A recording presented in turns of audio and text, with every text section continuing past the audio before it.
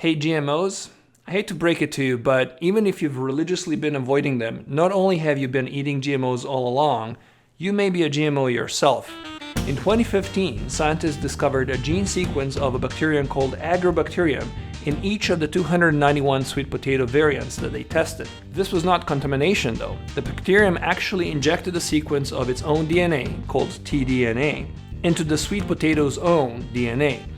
This sequence is an active one, indicating that it provides a positive trait which drove the selection processes. This is called horizontal gene transfer, meaning a sequence of genetic material which didn't get passed down vertically from a parent to an offspring. And more recently, we found sequences of all kinds of DNA, plant, insect, and animal, all crisscrossing between the species, and humans may have been altered too. Plant DNA in animals? It's a thing. Animal DNA in bacteria? Yep, we found that too. At the rate that we're discovering these naturally occurring GMOs, even if you eat nothing but organic produce or wild fish caught in the ocean, you still may be eating it.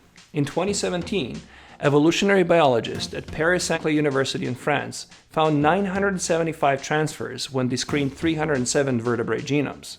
Why this is happening is still a bit of a mystery, but the mechanisms are starting to emerge.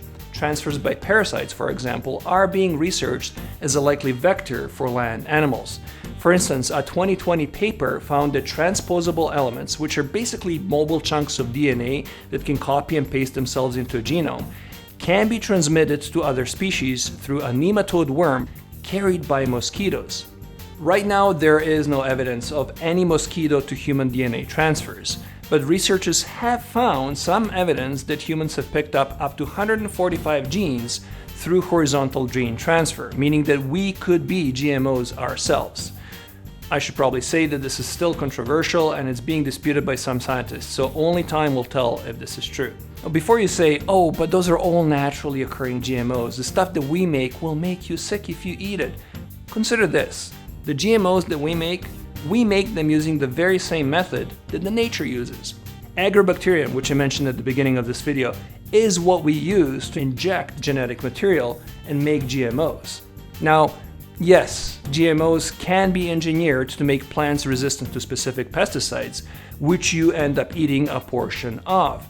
But they can also be used to make plants not palatable to pests, so they don't need any pesticides in the first place. That would make them organic GMOs? To say that all GMOs are bad for your health because they're sprayed with pesticides is like saying that water is bad for your health because you can drown in it.